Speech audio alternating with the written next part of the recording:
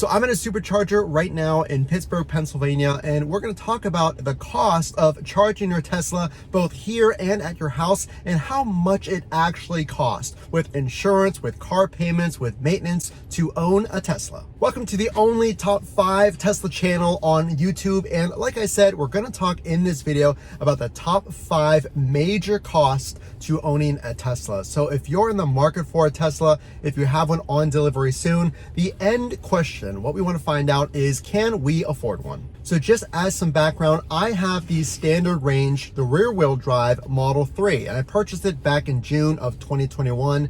Now at that time, since then, prices have only gone up, but my car was $42,000 minus taxes, but here's what you need to know. So Tesla has a very simple calculator to determine if you're doing the loan, the financing, or paying with cash, or a lease, how much your monthly payment is. So how much is my monthly payment?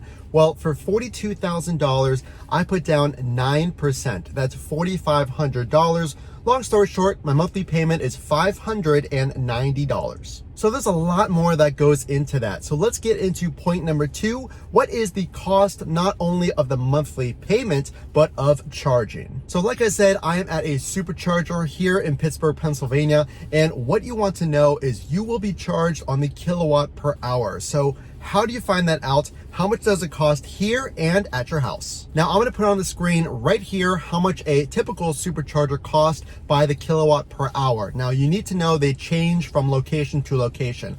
I pay at my house around $50 to $60 a month in charging. So which one is more expensive? Well, Superchargers are the most expensive, followed by the level 2, that's free public charging. So the short answer is you're gonna pay more at the Supercharger, and I pay at my house around $50 to $60, so budget that. But what other cost, point number 3, are there of owning a Tesla? So it goes without saying that this is an investment, and most of your cost is up front whenever you buy that car. So I mentioned the ongoing cost, but what is the all-in out-of-pocket cost when you actually buy the car? Again, point number 1, $590 a month is my payment. Point number 2, cost you around $50 to $60. Again, it depends on your driving habits. And point number 3, let's go over the next point. Point number 3 is that upfront cost. And again, I put $4,500 down, but there's also taxes and fees that are not included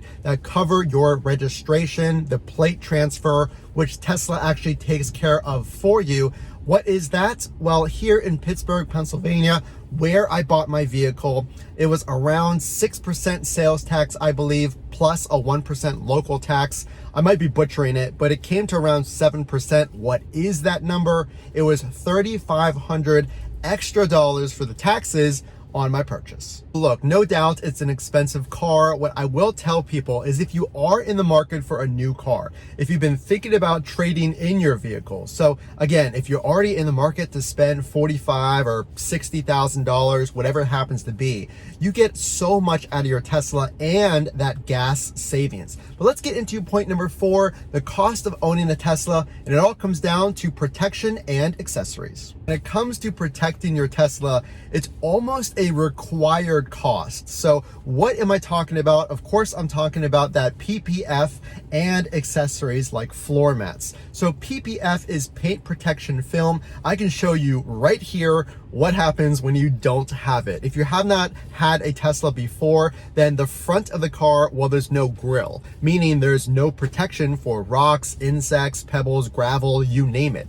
Paint protection film costs around $5,000 to $6,000 for the entire vehicle, which no doubt is another large upfront cost. But listen to this. So you can get partial PPF.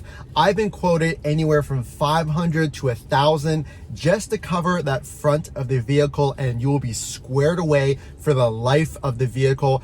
And this is an upfront cost, but I want you to know this and the accessories. So obviously you don't have to do the PPF. I don't want you to think you have to do this. It's extra protection. Yes, you could do part of your car, but I've had my car for 15,000 miles and I do see some dings, some small scratches, which I'm very displeased with. But I have heard that Tesla has basically improved the paint quality. But I did want to talk about a more needed accessory and a lesser expensive accessory. By the way, you can find all of my recommendation for these accessories in the links in the description, but we're going to talk, of course, about floor mats. Floor mats, really good ones that are actually plastic and will trap water, rain, mud. If you have kids and they spill drinks, it's going to cost you around $150 to $300 for the interior and the front and the trunk floor mats. I want to talk about point number 5, and that is the maintenance. So like I said, you're going to save so much money on the gas versus charging like I'm doing right now. But also, there are no oil changes. There are far fewer parts in a Tesla, which means the maintenance is going to be very, very likely much lower. And actually, Tesla's impact report, which went over everything from emissions to maintenance to solar to batteries, said that the cost of owning a Model 3 is more in line with the life of the vehicle of a Toyota Camry. So I want you to remember in point number 5 of can you afford a Tesla? It's a long-term investment. You spend a lot of money, I get it, up front, but then over the life of the vehicle, no more oil changes, far less maintenance. I've spent nearly $0 over an entire year so far. And there's a lot less cost to it long term. So can you afford a Tesla? Well, only you know your budget, but here's some numbers that you want to consider. The $590, again, the almost $0 on maintenance, around $350 for good floor mats, and that's a one-time purchase. And also you want to think about savings on the gas versus EV. So the last point I want to make is about gas. And if you're still not convinced, a lot of areas in the country here in the United States are topping $5, $6, $7 per gallon in gas. And I know this is a problem worldwide. On average, you're spending over $275 extra a month when you compare an average fill up for a small ICE vehicle that uses gas versus what prices used to be. So I got $275 based on the average tank size and how many times people fill up, and comparing $5 per gallon of gas versus something like $2.15 per gallon. It's an extra $275 a month. Why would you spend that if you are in the market? Think about a Tesla, and hopefully that information helps. So if you do like this list of 5 things to consider on can you afford a Tesla, the only way I know you'll like this content is to drop a like and consider subscribing. Again, this is Matt from Front to Trunk. We will see you in the next video.